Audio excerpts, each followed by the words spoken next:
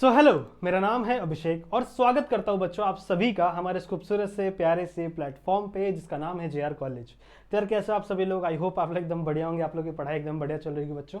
NEET नहीं बोल रहा, सॉरी, सीटी की बच्चों आप सभी की एग्जामिनेशन है, सही है। और बहुत सारे बच्चे घबराए हुए हैं, सर बहुत सारे टॉपिक्स हमको सिखा दो, बहुत सारे कुछ ऐसे सब सिलेक्टिव हमको क्वेश्चंस बता दो, सिलेक्टिव ऐसे टॉपिक्स हमें बता दो जहाँ से हम उन टॉपिक्स को पढ़ के, उन क्वेश्चंस को पढ़ के अच्छे तरीके से कुछ चीज़ें प्रिपेयर कर सके और हमारा जो जेडब्ल्यू का एग्ज़ाम है, जेडब्ल्यू सीटी का जो एग्ज़ाम है बच्चों, वो ज़्यादा बढ़िया चला जाए। सही बात है। तो बच्चों इसीलिए आप लोग के लिए बच्चों मैं कुछ वीडियोस बना रहा हूँ लास्ट 4 वीडियोस से, ठीक है। 4 वीडियोस ऑलरेडी अपलोडेड है। This is the 5th one of for your सीटी एग्जामिनेशन प्रिपरेशन, ठीक है। जहाँ पे हम लोग कुछ इंपॉर्टेंट क्वेश्चंस बच्चों हम अपनी तरफ से आपको दे रहे हैं। उन क्वेश्चंस को आप जरूर से जरूर प्रिपेयर करिए, कम से कम इतना तो जरूर से प्रिपेयर करिए जितनी चीजें मैं आपको बता रहा हूं। और हर क्वेश्चन के साथ साथ बच्चों उसका मैं एक्सप्लेनेशन भी आपको देने का ट्राई कर रहा हूं, सही है। किस तरीके से वो उस टॉपिक को भी मैं आपको समझाने का ट्राई कर रहा हूं ताकि उस टॉपिक के अंदर से अगर कोई दूसरा क्वेश्चन बने तो वो भी आप लोग अच्छे से इजीली सॉल्व कर सको। चलेगा, ठीक है। सो इस वीडियो के अंदर भी हम लोग यही ट्राई करेंगे। मैं कुछ 5 से 6 क्वेश्चंस आप लोग के लिए लेकर आया हूं।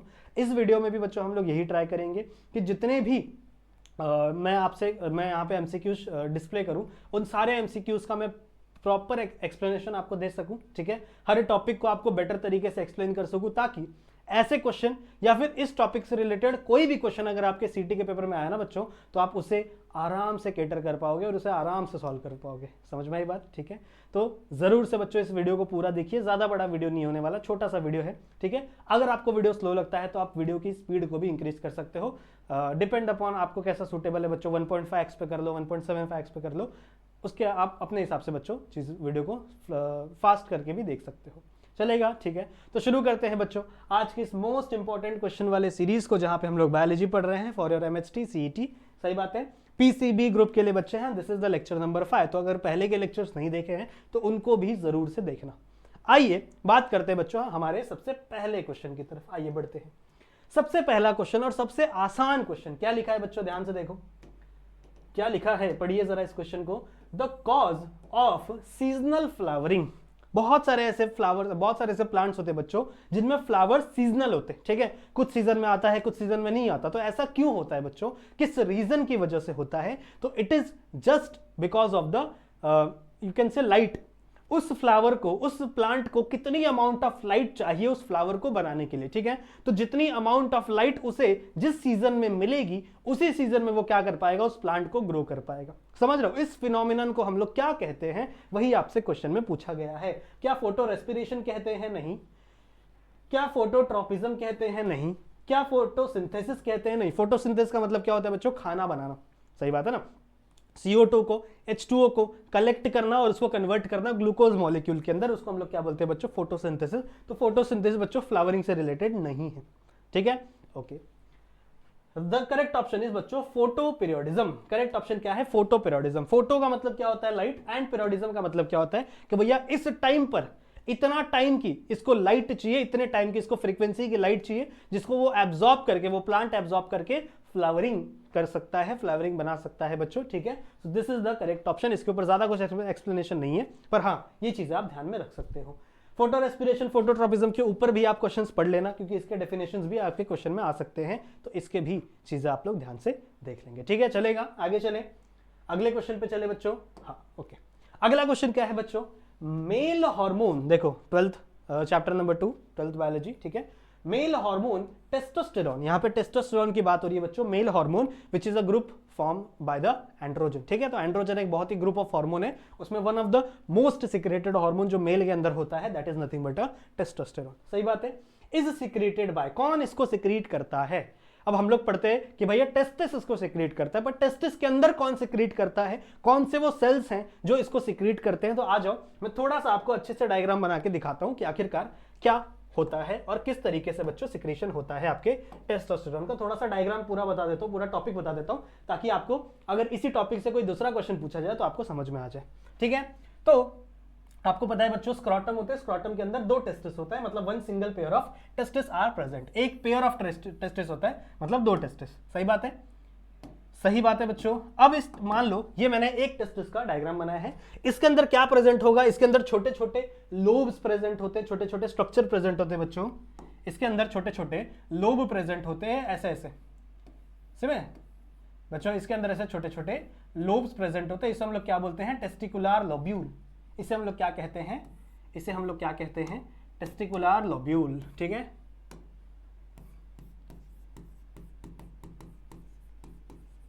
सही है।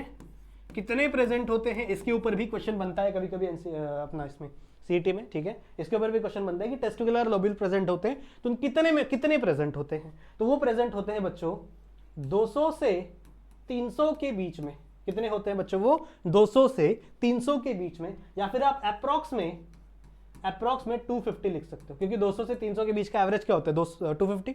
सही बात है, तो approx 250 testicular lobule each testis present होता है मेन के अंदर। सही बात है। अब अगर आप इस टेस्टिकुलर लोब्यूल के सब बड़ा कर दो, मान लो इस बड़े वाले स्ट्रक्चर को मैंने बना दिया, ये आपका एक टेस्टिकुलर लोब्यूल है, बड़ा कर दिया, तो इसके अंदर कुछ ट्यूब प्रेजेंट होती है, इसके अंदर कुछ ऐसे ट्यूब प्रेजेंट होती है बच्चों। इस ट्यूब को हम लोग कहते हैं सेमिनिफेरस ट्यूब्यूल। इस ट्यूब को हम लोग क्या कहते हैं, सेमिनिफेरस ट्यूब्यूल। सही बात है, ये आपका सेमिनिफेरस ट्यूब्यूल। कितने प्रेजेंट होते हैं बच्चों, तो हर टेस्टिकुलर लोब्यूल में 1 से लेके 4 तक, 1 भी हो सकता है, 2 भी हो सकता है, 3 भी हो सकता है, 4 भी हो सकता है, समझ रहे हो। तो 1 से लेके 4 तक सेमिनिफेरस ट्यूब्यूल प्रेजेंट होता है किसके अंदर बच्चों, किसके अंदर, टेस्टिकुलर लोब्यूल के अंदर। तो पहले आपका टेस्टिस के अंदर क्या प्रेजेंट है, टेस्टिकुलर लोब्यूल प्रेजेंट है। कितने प्रेजेंट है, अप्रॉक्स 250 प्रेजेंट है। और हर टेस्टिकुलर लोब्यूल्स में क्या प्रेजेंट है बच्चों, ट्यूब प्रेजेंट है। उस ट्यूब को हम लोग क्या बोलते हैं, सेमिनिफेरस ट्यूब्यूल। कितने प्रेजेंट होते हैं बच्चों, ये भी वैरी कर सकते हैं 1 से लेके 4 तक। अब अगर इसको मैं कट करता हूं, फॉर एन एग्जांपल इस टेस्टिकुलर लोब्यूल को मैं सेमिनिफेरस ट्यूब्यूल को मैं कट करता हूं, या फिर मान लो टेस्टिकुलर लोब्यूल ही बाहर निकाल लो और इसको ही मैं ऐसे कट करता हूं और ऊपर से देखता हूं कि इसके अंदर क्या क्या प्रेजेंट है। कुछ ऐसा सा स्ट्रक्चर है, देखो कुछ ऐसा स्ट्रक्चर है। ये पूरा क्या है, ये पूरा है बच्चों आपका टेस्टिकुलर लोब्यूल। टेस्टिकुलर लोब्यूल, ये क्या है बच्चों आपका टेस्टिकुलर लोब्यूल। इस टेस्टिकुलर लोब्यूल में मान लो इसको मैंने ऐसे कट कर दिया, तो इसके अंदर क्या प्रेजेंट होगा, इसके अंदर प्रेजेंट होगा बच्चों यहां पर क्या प्रेजेंट होगा, सेमिनिफेरस ट्यूब्यूल। ट्यूब है ना बच्चों, इस ट्यूब को भी आप कट करके ऐसे देखोगे। फिर जब आप इसको कट करोगे ना बच्चों, तो यहां पर कुछ ऐसे ऐसे सेल्स प्रेजेंट होता है। रुको कलर चेंज करने दो, let me change the colour. कुछ ऐसे ऐसे यहाँ पे सेल्स प्रेजेंट होते हैं, कुछ ऐसे। अब मैं इतना अच्छे से डायग्राम नहीं बना रहा और आप लोग समझ जाओगे, ठीक है। कुछ ऐसे ऐसे सेल्स प्रेजेंट होते हैं, इनको हम लोग कहते हैं नर्स सेल। इन्हें हम कहते हैं नर्स सेल। सही बात है, ये आपके नरिशमेंट के लिए हेल्प करते हैं। और इन हर नर्स सेल के बीच में यहां पर एक सेल प्रेजेंट होता है, ये आपका स्पर्मेटोगोनिया है, जो स्पर्म का प्रोडक्शन करेगा। So this cell is nothing but a spermatogonia. Spermatogonia, ठीक है। ये आगे चल के किसका फॉर्मेशन करेगा, ये आगे चल के किसका फॉर्मेशन करेगा बच्चों, ये आगे चल के फॉर्मेशन करेगा स्पर्म का। क्या ये हैप्लॉइड है, क्या ये डिप्लॉइड है, इसके ऊपर भी क्वेश्चन आता है। तो ये बच्चों डिप्लॉइड सेल है, ये बच्चों क्या है, डिप्लॉइड सेल है। ये आगे चल के मियोसिस करेगा और फिर हैप्लॉइड सेल बनते हैं। समझ में आ गया। तो इसमें भी वही है, इसमें भी वही है।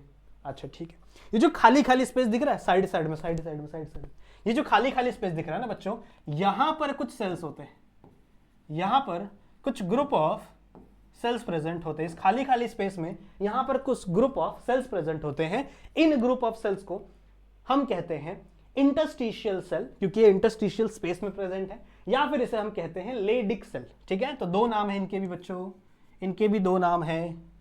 क्या क्या है सर बता दीजिए। या तो आप कह सकते हो इसे लेडिक सेल, ठीक है, या तो आप इसे कहोगे interstitial cell. Interstitial cell, clear है। ये इनके दो नाम है। और इनका फंक्शन क्या है, इनका फंक्शन होता है टेस्टोस्टेरोन को रिलीज करना। इनका फंक्शन क्या होता है बच्चों, इनका फंक्शन क्या होता है, टेस्टोस्टेरोन को रिलीज करना। ठीक है, तो ये रिस्पॉन्सिबल होते हैं टेस्टोस्टेरोन बनाने की। किसके इन्फ्लुएंस पे बनाएंगे, क्यों बनाएंगे भाई, इनका जब मन करेगा तब बनेंगे क्या, नहीं। इनके ऊपर एक दूसरा एंजाइम आके एक्ट करता है, इनके ऊपर एक दूसरा एंजाइम, दूसरा हार्मोन आके एक्ट करता है। जब वो हार्मोन इनके ऊपर आके एक्ट करेगा तभी ये टेस्टोस्टेरोन बनाएंगे, ठीक है। जब इनके ऊपर दूसरा एंजाइम आके, हार्मोन आके एक्ट करेगा तभी ये किसका फॉर्मेशन करेंगे, टेस्टोस्टेरोन का फॉर्मेशन करेंगे, समझ रहे हो। तभी ये किसका फॉर्मेशन करेंगे बच्चों, टेस्टोस्टेरोन का फॉर्मेशन करेंगे। कौन सा हार्मोन इसके ऊपर लगता है बच्चों, वो लगता है LH। कौन सा हार्मोन इनके ऊपर एक्ट करता है बच्चों, वो करता है LH। LH का फुल फॉर्म क्या है, ल्यूटिनाइजिंग हार्मोन। समझ में आई बात। ल्यूटिनाइजिंग हार्मोन कहां से रिलीज होता है, तो ब्रेन से रिलीज होता है। ब्रेन में पिट्यूटरी ग्लैंड है, पिट्यूटरी ग्लैंड से दो हार्मोन रिलीज होते हैं, एक FSH और एक LH, ठीक है। LH का फुल फॉर्म है ल्यूटिनाइजिंग हार्मोन, FSH का फुल फॉर्म बच्चों फॉलिकल स्टिमुलेटिंग हार्मोन।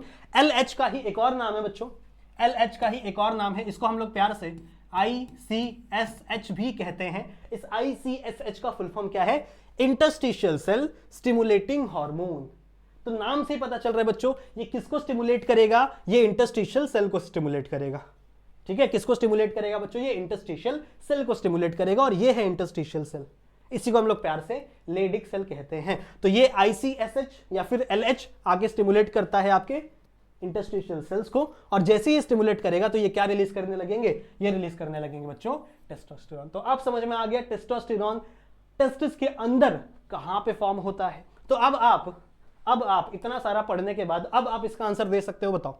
अब आप इसका आंसर दे सकते हो that male hormone that is testosterone which is a part of androgen is secreted by whom, is secreted by क्या, सस्टेंक्युलर सेल बनाता है, स्पर्मेटोगोनिया नहीं है तो खुद ही एक सेल है, लेडिक सेल या फिर फॉलिकुलर सेल। तो राइट ऑप्शन इज बच्चों लेडिक सेल। आई होप आपको समझ में आ गया होगा, ठीक है। आई होप आपको समझ आ गया होगा बच्चों, दिस इज लेडिक सेल।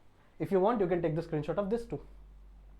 इसके ऊपर बहुत क्वेश्चन बन सकते हैं, जितना मैंने आपको टॉपिक सिखाया ना, जितना मैंने आपको ये चीजें सिखाई है, इसके ऊपर बहुत ढेरों क्वेश्चन बन सकते हैं अलग अलग।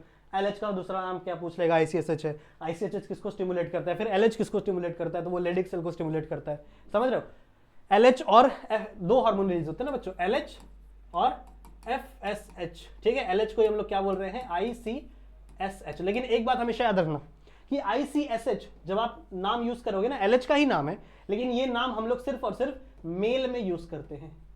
ये नाम हम लोग सिर्फ और सिर्फ किस में यूज करते हैं, मेल में यूज करते हैं, मेल की बॉडी में यूज करते हैं। क्यों, क्योंकि मेल की बॉडी में ही इंटरस्टिशियल सेल होता है। तो इंटरस्टिशियल सेल स्टिमुलेटिंग हार्मोन, ये नाम सिर्फ और सिर्फ मेल के बॉडी में ही आप यूज करोगे। इन दोनों को ग्रुप में क्या कहते हैं, ये भी क्वेश्चन आ सकता है कि LH और FSH को ग्रुप पे हम क्या कहते हैं। इन दोनों को अगर एक ही नाम से बुलाना होगा तो क्या बुलाओगे बच्चों, इसे आप कहोगे गोनाडोट्रोपिन, गोनाडोट्रोपिन, ठीक है। तो इसके ऊपर भी क्वेश्चन पूछा जा सकता है। क्लियर है, इसका स्क्रीनशॉट ले लो, पढ़ते रहो मेरे साथ, बढ़ते रहो आगे।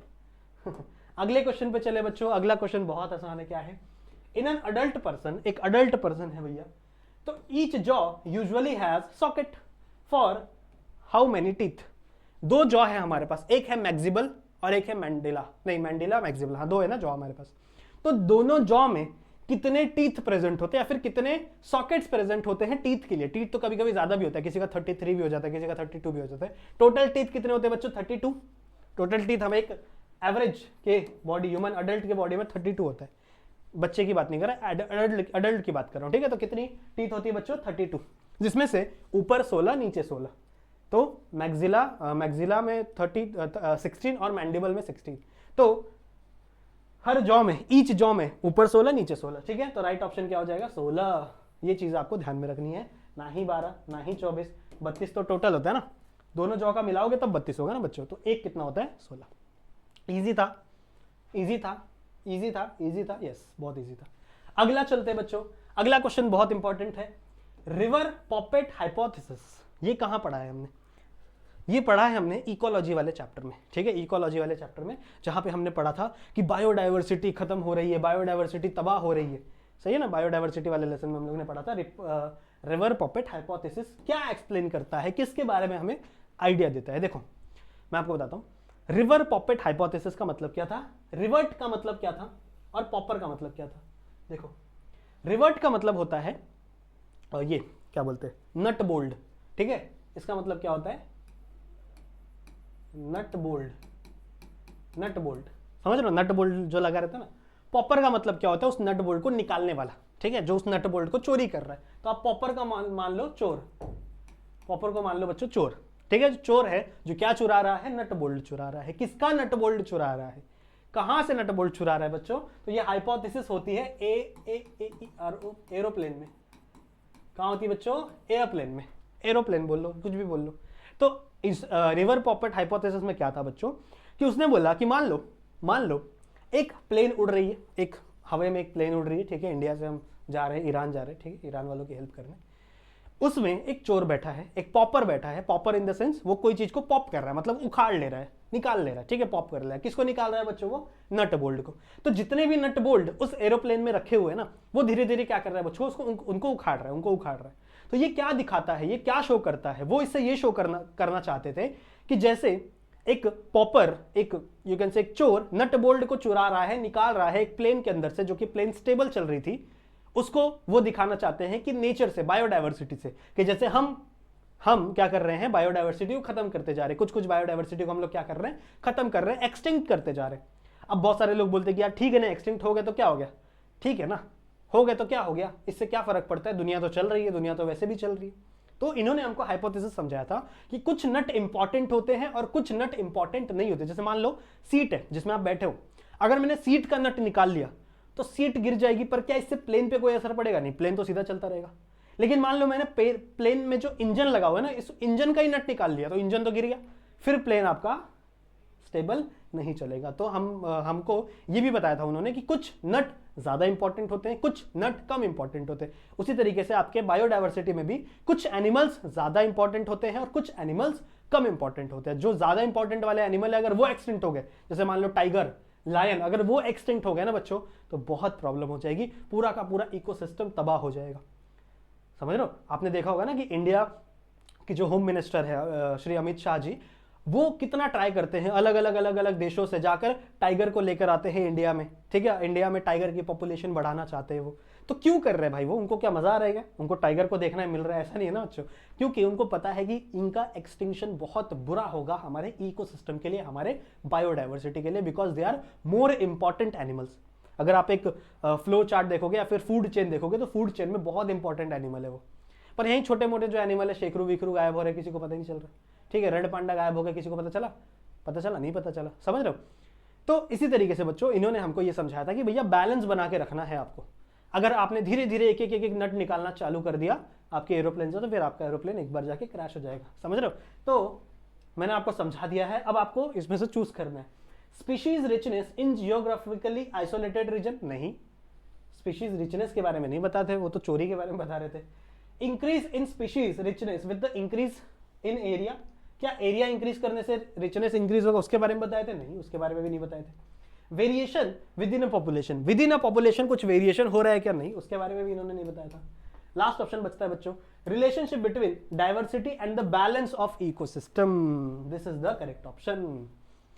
डाइवर्सिटी और उसके बीच का बैलेंस को हमको बताया था रिवर्ट पॉपर हाइपोथेसिस में। क्या नाम था साइंटिस्ट का, यार नाम भूल रहा हूं मैं, बताना तुम लोग, कुछ लाल काल मार्क्स कुछ था, मार्क्स नहीं था, कुछ अलग ही था, ठीक है। अगला क्या है, अगला लास्ट क्वेश्चन है बच्चों, identify the type of pollination occurring in the plant having following character. तो कुछ कैरेक्टर के बारे में दिया गया है, उसमें किस प्रकार का पॉलिनेशन हो रहा होगा उसके बारे में आपको बताना है। क्या है बच्चों, लार्ज शोवी फ्लावर, बहुत बड़ा फ्लावर है, बहुत ही, ठीक है।